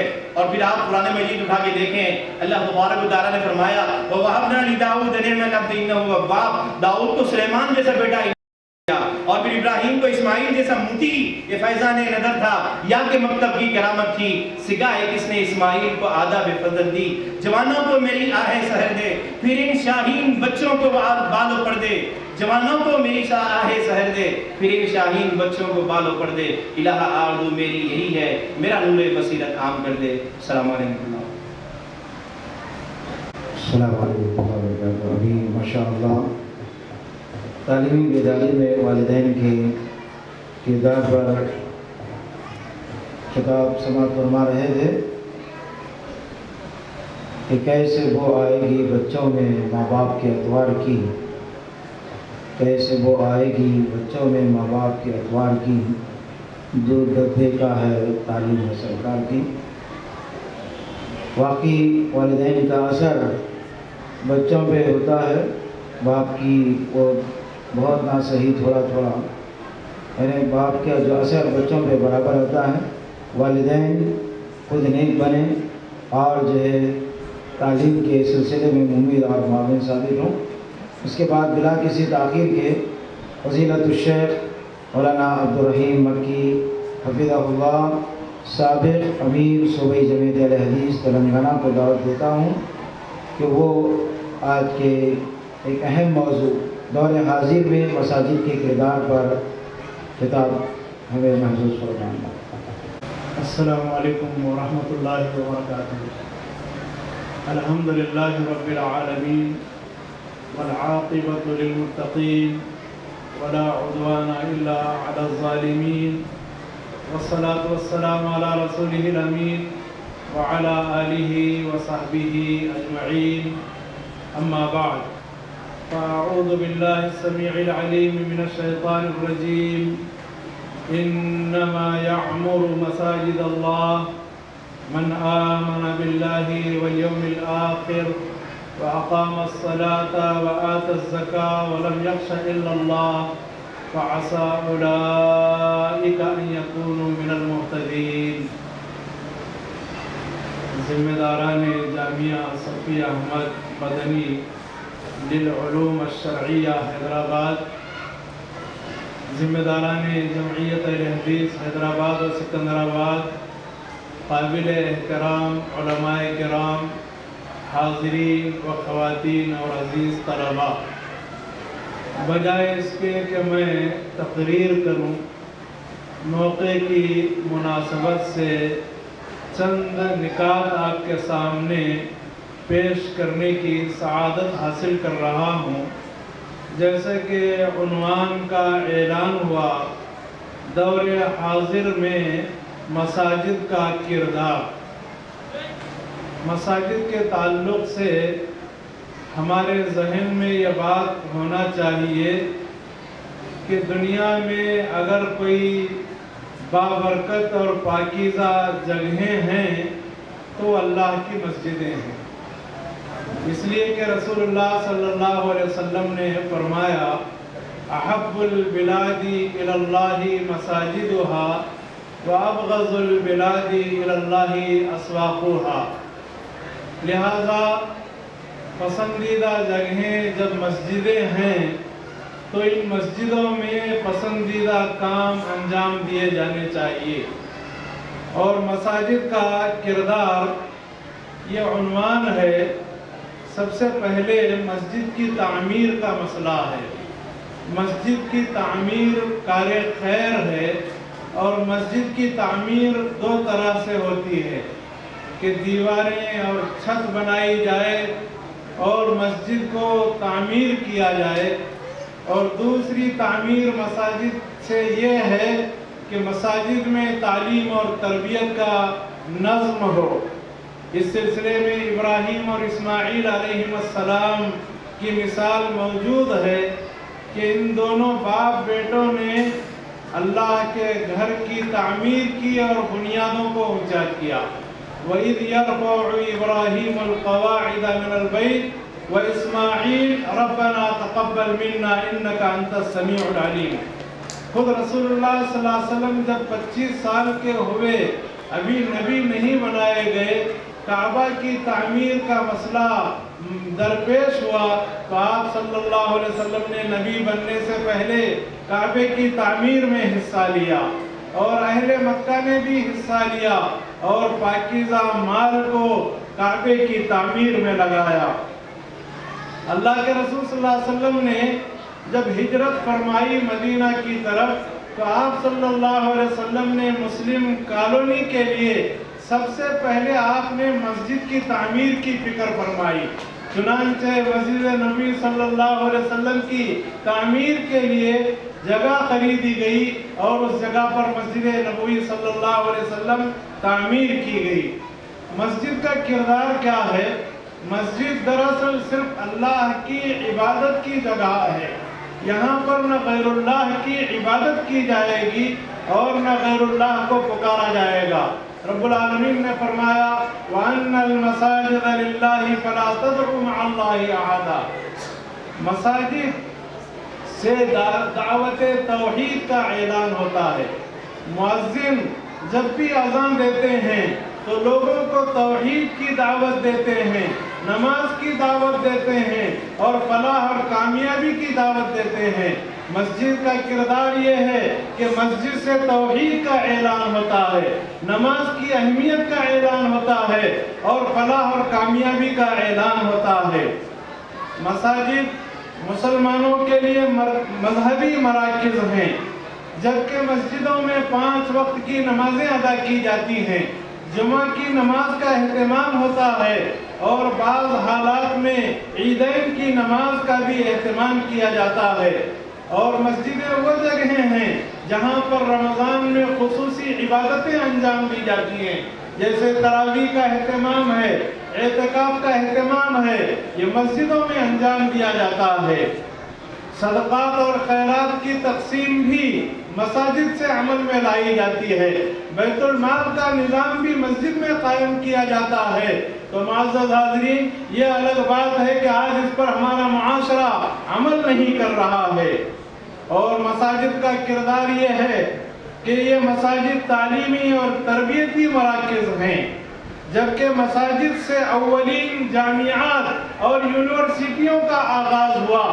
مدرسہ صفا جو مسجد نبوی صلی اللہ علیہ وسلم میں قائم تھا، جس کے مدرس رسول اکرم صلی اللہ علیہ وسلم تھے، جس میں پڑھنے والے صحابہ کرام تھے، سب سے پہلے جو مدرسہ قائم ہوا وہ مدرسۃ الصفا ہے، جو مسجد نبوی صلی اللہ علیہ وسلم کے ایک چبوترے پر قائم ہوا۔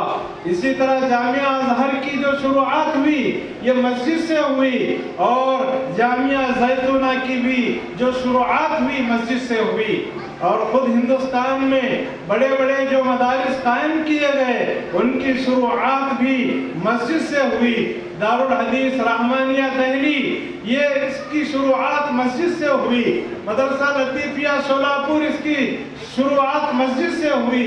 دارالعلوم یوسفیہ ناگپور، اس کی شروعات مسجد میں ہوئی۔ یہاں سے بہت سارے علماء کرام فارغ ہوئے اور علم نبوت سے فیض یاب ہوئے۔ اور پتہ نہیں ہندوستان میں اور کتنے مدارس ہیں جن کی شروعات اور جن کا آغاز مساجد سے ہوا ہے۔ معزز حاضرین، ہمارے سلف صالحین، ہمارے بزرگ علماء جو مساجد میں دروس قرآن اور دروس حدیث کا اہتمام کرتے تھے وہ کسی مدرسے سے کم نہیں تھا۔ چنانچہ دروس قرآن اور دروس حدیث کا اہتمام کرنے والے علماء کے پاس ایک جمع غفیر ہوتا تھا اور ان کے شاگردوں کا ایک جمگٹا ہوتا تھا۔ مساجد معاشرتی اور اجتماعی اور سیاسی مراکز ہیں۔ 5 نمازوں کی جماعت سے اہتمام آپسی تعلقات کو مضبوط کرتا ہے اور اسی طرح جمعہ کے دن مساجد میں حاضری آپسی رابطوں کو مضبوط کرتی ہے اور مساجد کا سیاسی کردار بھی رہا ہے۔ باہر سے آنے والے وفود کے لیے مسجد نبوی صلی اللہ علیہ وسلم کو مرکز بنایا گیا اور غزوات اور سرایہ کی ترتیب اور تنظیم مسجد نبوی صلی اللہ علیہ وسلم سے ہوا کرتی تھی۔ اور ایک خاص بات یہ ہے، مساجد میں لائبریریوں کو قائم کرنا چاہیے اور تحقیقی ادارے مساجد میں قائم ہونے چاہیے تاکہ عامۃ المسلمین کی ثقافت بڑھے اور معاشرے سے جہالت کا خاتمہ ہو۔ اور مسجد کا کردار یہ ہے کہ مسلم برادری میں مسجدوں کے ذریعے سے آپس میں محبتیں پیدا ہوتی ہیں، آپس میں روابط بہتر سے بہتر ہوتے ہیں، لہذا مسجد کو محبت کا مرکز بنانا چاہیے، نہ کہ نفرت اور افراتفری کا مرکز۔ مساجد کا کردار یہ ہے کہ مسجدیں امت مسلمہ کو پاکی اور صفائی سکھاتی ہیں، جبکہ مسجدوں میں داخلہ ناپاک انسان کا منع ہے۔ جنبی انسان، ناپاک انسان مسجد میں داخل نہیں ہو سکتا۔ اور اسی طرح مسجد ہمیں یہ سکھاتی ہے کہ ہمارے کپڑے پاک و صاف ہونے چاہیے، ہمارا بدن پاک و صاف ہونا چاہیے، اور جس جگہ ہم نماز ادا کر رہے ہیں وہ جگہ بھی پاک و صاف ہونا چاہیے۔ اگر کوئی آدمی مسجد میں تھوک دے تو یہ گناہ ہے، اور اس گناہ کا کفارہ یہ ہے کہ اس تھوک کو مٹایا جائے۔ مسجد ہمیں پاکی اور صفائی سکھاتی ہے۔ عائشہ رضی اللہ عنہا فرماتی ہیں، امرنا رسول اللہ صلی اللہ علیہ وسلم ببناء المساجد فی الدور وان تنظف وان تطیب۔ اللہ کے رسول صلی اللہ علیہ وسلم نے ہمیں حکم دیا ہے کہ ہم محلوں میں مسجدیں بنائیں اور مسجدوں کو پاک و صاف رکھیں اور مسجدوں کو خوشبوؤں سے بسائیں۔ تو معزز حاضرین، مساجد میں نمازوں کا اہتمام باعث خیر و برکت ہے، جبکہ تنہا پڑھی جانے والی نماز پر وہ نماز جو باجماعت ادا کی جاتی ہے 27 درجے افضل ہے۔ اور مساجد میں مکاتب اور تحفیظ القرآن کے حلقہ جات کا قیام قابل تحسین عمل ہے۔ میں جامعہ صفی احمد مدنی للعلوم الشرعیہ کے قائم کرنے والے ذمہ داران کا میں شکر ادا کرتا ہوں کہ انہوں نے ہمارے ایک بزرگ عالم کو اہمیت دی اور ان کے نام سے اپنے ادارے کا نام رکھا، اور اس نام کو رکھ کر انہوں نے گویا مولانا سے اپنی عقیدت اور محبت کا اظہار کیا۔ اللہ اس عقیدت اور محبت کو قبول فرمائے اور ذمہ داران کی خدمت کو اللہ تعالیٰ شرف قبولیت عطا فرمائے۔ ہر مسجد میں اگر مکاتب کو اہمیت دی گئی تو ہمارے بچے دین سے ناواقف نہیں ہوں گے اور معاشرے میں پائے جانے والی برائیوں کا خاتمہ ہو جائے گا اور ایک صالح معاشرہ وجود میں آئے گا۔ معزز حاضرین، میں نے چیدہ باتیں موجودہ دور میں، دور حاضر میں مساجد کے کردار کے عنوان پر بتائی ہیں۔ میں مکمل طور پر تشفی بخش باتیں آپ کے سامنے اس لیے نہیں بتا سکا کہ میں اگر زیادہ وقت لوں گا تقریر کے انداز میں تو ہمارے مہمان مقرر اس سے گویا کہ ان کو وقت نہیں مل پائے گا، اس لیے میں اپنی بات کو اسی پر ختم کرتے ہوئے رب کریم سے دعا گو ہوں کہ رب العالمین ہم جو بھی کار خیر انجام دیتے ہیں اللہ تعالی ہمارے کار خیر کو قبول فرمائے اور ہر طرح کے فتنہ اور فساد سے تمام کو اللہ تعالی محفوظ رکھے۔ آمین وآخر دعوانا ان الحمدللہ رب العالمین وصلی اللہ علی نبی الکریم والسلام علیکم ورحمۃ اللہ وبرکاتہ۔ الحمدللہ رب العالمین والصلاة والسلام على أشرف الأنبياء والمرسلين وعلى آله وأصحابه أجمعين ومن تبعهم بإحسان إلى يوم الدين۔ يا أيها الذين آمنوا اتقوا الله حق تقاته ولا تموتن إلا وأنتم مسلمون۔ يا أيها الناس اتقوا ربكم الذي خلقكم من نفس واحدة وخلق منها زوجها وبث منهما رجالا كثيرا ونساء واتقوا الله الذي تساءلون به والأرحام إن الله كان عليكم رقيبا۔ يا أيها الذين آمنوا اتقوا الله وقولوا قولا سديدا يصلح لكم أعمالكم ويغفر لكم ذنوبكم ومن يطع الله ورسوله فقد فاز فوزا عظيما. أما بعد فأعوذ بالله من الشيطان الرجيم. بسم الله الرحمن الرحيم. الذين آتيناهم الكتاب يتلونه حق تلاوته أولئك يؤمنون به. لائق صدر احترام صدر اجلاس، اسٹیج پر اور مجلس میں شریک معزز علماء کرام، بزرگوں، نوجوان بھائیوں، پردہ نشین خواتین اسلام، پیارے نبی صلی اللہ علیہ وسلم کی جو مبارک حدیثیں ہم اور آپ نے سنی ہیں، پڑھی ہیں بارہا، انہی میں سے ایک حدیث ہے کہ آپ صلی اللہ علیہ وسلم نے فرمایا کہ لا حسد الا فی اثنتین، کہ قابل رشک دو لوگ ہوا کرتے ہیں جن پہ رشک کیا جائے، تمنا کی جائے کہ کاش میں اس کی جگہ پہ ہوتا، یا اللہ تعالیٰ مجھے بھی وہ دیتا جو اس کو دیا ہے. ایسے دو لوگ ہوا کرتے ہیں. ایک وہ جسے اللہ تبارک و تعالیٰ نے مال دیا اور اس نے مال کو اللہ تعالیٰ کی راہ میں صحیح راستوں پہ صحیح مقام پہ خرچ کیا، یہ آدمی قابل رشک ہے. اور دوسرا شخص وہ جسے اللہ تعالیٰ نے قرآن عطا فرمایا، جس قرآن کو وہ لیتا ہے، رات اور دن اس قرآن کے ساتھ ایسا رشتہ قائم رکھتا ہے کہ قرآن کو ساتھ لے کر قیام کیا کرتا ہے، نماز کا اہتمام کیا کرتا ہے. یہ حدیث میں نے میرے اپنے عنوان قرآن اور اہل قرآن کی مناسبت سے بھی منتخب کی ہے، اور اس حدیث کا انتخاب میں نے آج یہ جو جامعہ صفی احمد مدنی للعلوم الشرعیہ کے تحت متعدد مکاتب کا سالانہ اجلاس رکھا گیا، اس مناسبت سے بھی منتخب کی.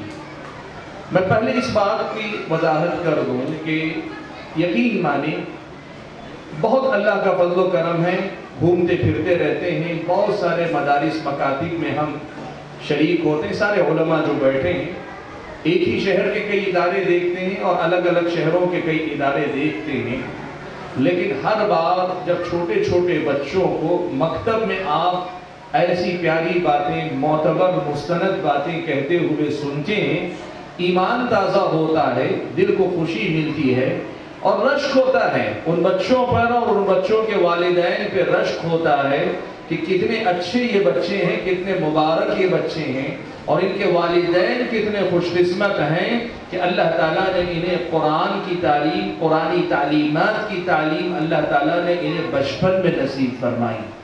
آپ کو شاید اندازہ نہیں ہوگا کہ یہ بچے جو چھوٹے چھوٹے بچے ہیں اور تھوڑے سے ہی وقت میں بہت ساری باتیں آپ کے سامنے بتا کر جاتے ہیں، یہ باتیں ان کے ساتھ کہاں تک جائیں گی اور ان کو کتنا فائدہ پہنچائیں گی آپ کو اندازہ نہیں ہوگا.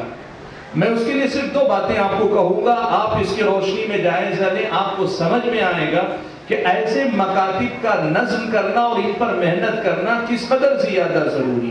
صرف دو باتیں جن کا جائزہ آپ میں سے ہر آدمی لے سکتا ہے. ایک جائزہ تو یہ کہ آج آپ نے یہاں ان بچوں کو دیکھا، سنا، پڑھا، جو بھی آپ کہیے دیکھا آپ نے، ان کی ایک تصویر آپ کے دماغ میں ہے، ان کے بارے میں ایک آپ کا احساس ہے. آج کے بعد آپ کے گلی محلے، آپ کی اپنی مسجدوں میں آنے والے بہت سارے بچے، اور بہت سارے وہ بچے جو کسی مسجد میں نہیں جاتے، مسلمان بچے، ان بچوں کو اگر آپ روک کر یہی موٹی موٹی باتیں اگر پوچھ لیں، ضروری نہیں کہ وہ ان الفاظ میں جواب دیں، لیکن کیا وہ اپنے رب کو جانتے ہیں؟ کیا وہ اپنے نبی کو جانتے ہیں؟ کیا وہ اپنے دین کو جانتے ہیں؟ انہیں کیا پتا ہے سیرت کے بارے میں؟ آپ تعجب کریں گے کہ وہ سرے سے خالی نظر آئیں گے. شہر حیدرآباد ہی کا ایک واقعہ میں بہت پہلے سے ایک آدھا تقریروں میں سنا بھی چکا ہوں کہ ایسی ہی ایک مناسبت سے ہم کسی جگہ دورے میں آئے ہوئے تھے، علماء کا دورہ تھا، وہاں کچھ نوجوان بچے خدمت میں لگے ہوئے تھے، نوجوان لڑکپن کی عمر کے لڑکے موجود تھے. ایک نوجوان ایک لڑکے کو ہم نے روکا، 9th اسٹینڈرڈ کا بچہ تھا. کتنی عمر ہوگی تقریباً 9th اسٹینڈرڈ میں؟ 13 سال، تقریباً 13 سال کی عمر کا بچہ. اسے بلا کر ہم نے پوچھا، ایسے ہی بیٹھے بیٹھے بات کرنے کے لیے پوچھا کہ اللہ تعالیٰ کون ہے؟ اس نے کہا اللہ تعالیٰ نے ہم کو پیدا کیا ہے. کہا بہت اچھی بات ہے. ہم نے پوچھا محمد صلی اللہ علیہ وسلم کون ہیں؟ 13 سال کا مسلمان بچہ خاموش کھڑا ہے. ایک وقفہ، تھوڑی دیر، ہم سمجھے شاید کچھ وہ معلومات ترتیب دے رہے ہیں کہ کیسے بتاؤ. تھوڑی دیر سوچنے کے بعد اس نے کہا شاید ہندوستان میں اسلام لے کر آنے والے محمد صلی اللہ علیہ وسلم تھے. 13 سال کا بچہ، حیدرآباد جیسے مسلم تہذیب والے شہر کا بچہ اگر محمد صلی اللہ علیہ وسلم کی پہچان نہیں رکھتا تو آپ یقین کرو کہ یہ بہت بڑا المیہ ہے. آپ اندازہ نہیں لگا سکتے. ہم بہت بڑی بڑی باتیں کرتے ہیں، بڑے لمبے لمبے پلان بناتے ہیں، حکومتیں فتح کرنے کی بات کرتے ہیں، قوم کا مستقبل بدلنے کی بات کر دیتے ہیں. اپنے بچے کو اپنے رب کی، اپنے نبی کی، اپنے دین کی معرفت نہیں دے سکے. ہم کچھ نہیں کر سکتے، ہم صرف باتیں کر سکتے ہیں. میں کہہ رہا ہوں کہ آپ ان بچوں اور ان مکاتب کی اہمیت کو سمجھنا چاہتے ہیں، شہر کے عام بچوں کے بارے میں معلومات لیجیے، آپ کو پتا چلے گا یہ کتنے اہم ہیں اور کتنی غیر معمولی اللہ تعالیٰ کی نعمت اللہ نے ان بچوں کو عطا کی ہے. اور دوسری بات جس کے ذریعے آپ جائزہ لے سکتے ہیں وہ یہ، آپ اپنی زندگی میں دیکھیے، آپ جو دعائیں آج پڑھتے ہیں، آج جن آداب کا آپ خیال کرتے ہیں، یہ دعائیں، یہ آداب آپ نے کب سیکھے؟ آپ نے اپنی جوانی کے بعد کچھ سیکھا ہوگا یا نہیں سیکھا ہوگا، لیکن آپ خود اپنی زندگی میں دیکھیں جو دین آپ کی زندگی میں ہے، اس دین کا بڑا حصہ، اگر آپ کسی مدرسے کے طالب علم نہیں، اگر آپ عالم نہیں، آپ عوام الناس میں سے ہیں، تو پھر آپ اپنے بارے میں معلوم کر کے دیکھیے، آپ میں کی اکثریت انہی مکاتب کے فیض کی فیض یافتہ ہوگی، یہیں سے فائدہ اٹھائے ہوئے لوگ ہوں گے. میں کہنا کیا چاہتا ہوں، ایک تو مبارکباد دینا چاہتا ہوں کہ یہ ادارہ جامعہ صفی احمد مدنی للعلوم شرعیہ، اس کے ماتحت چلنے والے جتنے بھی مکاتب ہیں اور ان کے علاوہ شہر میں جتنے بھی مکاتب ہیں، مکاتب کی تعلیم پر محنت کرنے والے آپ انتہائی مبارک لوگ ہیں. قوم کے سچے قائدوں میں آپ کا نام نہیں آیا تو کسی اور کا نہیں آنا چاہیے. اہل علم علماء کے بعد یہ جو مکاتب کے سلسلے میں محنت کرنے والے لوگ ہیں، یہ سر فہرست آنے چاہیے کہ یہ قوم کی بنیادیں مضبوط کر رہے ہیں. ایک تو ان کو مبارکباد، اور دوسری بات پیغام یہ دینا چاہتا ہوں کہ ان بچوں کو اسی عمر میں اگر ہم نہیں سنبھالیں گے، ہم قوم و ملت کے مستقبل کے لیے کسی بھی منصوبے کامیاب نہیں ہو پائیں گے. یہ ایک بنیادی پیغام، ایک میرا تاثر تھا جس کا اظہار آپ کے سامنے کرنا میں نے ضروری سمجھا. حاضرین گرامی، میرا جو عنوان ہے قرآن اور اہل قرآن. وقت کم ہے، میرے پاس زیادہ تفصیلات کرنے کا موقع نہیں ہے، صرف بہت چند منٹ کے اندر اپنی بات رکھ کر میں اپنی بات ختم کر لوں گا. سنن ابن ماجہ اور مسند احمد کی ایک روایت ہے. شیخ البانی رحمۃ اللہ علیہ نے اپنی تحقیق میں اسے صحیح کہا قرار دیا، حالانکہ بعض اہل علم نے اس کی بات سندوں پہ جرح کی، لیکن شیخ البانی نے اس حدیث کو صحیح قرار دیا. اللہ کے نبی صلی اللہ علیہ وسلم نے فرمایا کہ ان للہ اہلین من الناس. اللہ کے نبی نے فرمایا کہ اللہ تبارک و تعالیٰ کے لوگوں میں اللہ تعالیٰ کے بہت ہی خاص لوگ ہیں. کیسے خاص لوگ؟ جیسے کسی آدمی کا گھرانہ ہوتا ہے، کسی آدمی کا خاندان ہوتا ہے، کسی آدمی کے اپنے قریبی رشتہ دار قرابت دار بہت ہی خاص لوگ ہوتے ہیں. آپ جانتے ہیں اللہ تعالیٰ نہ اس کا باپ ہے، نہ ماں ہے، نہ اس کی اولاد ہے، نہ اس کی بیوی. قرآن میں اللہ نے یہ بات کہی، لیکن اللہ تعالیٰ نے جس طرح کعبۃ اللہ کو بیت اللہ، یہ اللہ کا گھر یعنی اللہ کی عبادت کا گھر قرار دیا. نوح علیہ السلام کی دی گئی خصوصی اونٹنی کو ناقۃ اللہ، اللہ کی اونٹنی کہا. ویسے ہی اس حدیث میں اللہ کے نبی صلی اللہ علیہ وسلم نے فرمایا ان للہ اہلین من الناس، لوگوں میں اللہ تعالیٰ کے بہت ہی خاص کچھ لوگ ہیں، کچھ خاص بندے ہیں. ویسے اللہ کے بندے سب اللہ کے بندے، ہر مومن اللہ کا بندہ ہے. اللہ مومنین کو اللہ نے مومنین کو اولیاء الرحمن کہا گیا، اللہ نے قرآن میں اولیاء کا قریبی بندے کہا. لیکن اس حدیث میں اللہ کے نبی نے اہلی، جیسے گھر کے خاص اپنے ہوتے ہیں، ایسے کچھ لوگ امت میں ہیں، یہ اللہ کے نبی نے فرمایا. صحابہ نے پوچھا قیل یا رسول اللہ ومن ہم، قیل یا رسول اللہ ومن ہم، اے اللہ کے نبی یہ کون لوگ ہیں جنہیں اتنی بڑی فضیلت عطا کی گئی ہے؟ اللہ کے نبی نے فرمایا ہم اہل القرآن، وہ قرآن والے ہیں، اہل اللہ و خاصتہ، یہ اللہ تبارک و تعالیٰ کے انتہائی قریبی لوگ ہیں۔ جیسے کسی آدمی کا گھرانہ اس کا سب سے قریبی ہوتا ہے، اللہ کے بندوں میں سے یہ بندے اس کے سب سے زیادہ قریبی ہیں۔ وہ خاصتہ، اور اللہ تعالیٰ کے انتہائی خاص بندے ہیں۔ حاضرین گرامی، اس حدیث کا جو پیغام ہے وہ پیغام یہ ہے کہ ہمیں اللہ تبارک و تعالیٰ نے اس امت میں شامل کیا جن کو اللہ نے قرآن عطا فرمایا۔ ہم اہل قرآن ہیں اس اعتبار سے کہ اللہ تعالیٰ نے ہمیں قرآن عطا کیا۔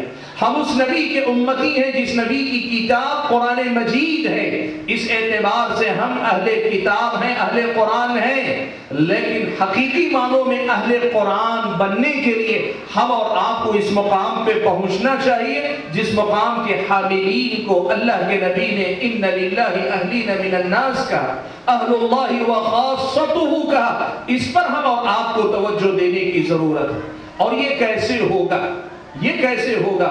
اس کے لیے سب سے بنیادی شرط ہے تعلق بالقرآن۔ قرآن سے آپ کا میرا رشتہ انتہائی مضبوط ہونا چاہیے۔ مضبوط رشتہ کیسے ہوگا؟ سب سے بنیادی کام ہے قرآن کو پڑھنے کا اہتمام کرنا۔ میں آج ایک مسئلے کی وضاحت کر دینا چاہتا ہوں۔ قرآن سے جو تعلق ہے، قرآن پڑھنا ہے، قرآن سمجھنا ہے، قرآن پر عمل کرنا ہے، قرآن کو پھیلانا ہے یعنی سکھانا ہے، اس کی تعلیمات کو عام کرنا ہے، یہ ساری چیزیں تعلق بالقرآن کی شکلیں ہیں۔ لیکن میں ان ساری باتوں کو ایک طرف رکھ کر آج ایک مسئلے پہ سے بات کرنا چاہتا ہوں، اور وہ مسئلہ ہے قرآن کی تلاوت کا، قرآن کے پڑھنے کا، قرآن کے ساتھ اپنے یومیہ تعلق کا محاسبہ کرنے اور اس کا جائزہ لینے کا۔ بھائیو دیکھو، ایک بات یاد رکھو، جس آدمی کا تعلق قرآن سے مضبوط ہوگا نا، اللہ تعالیٰ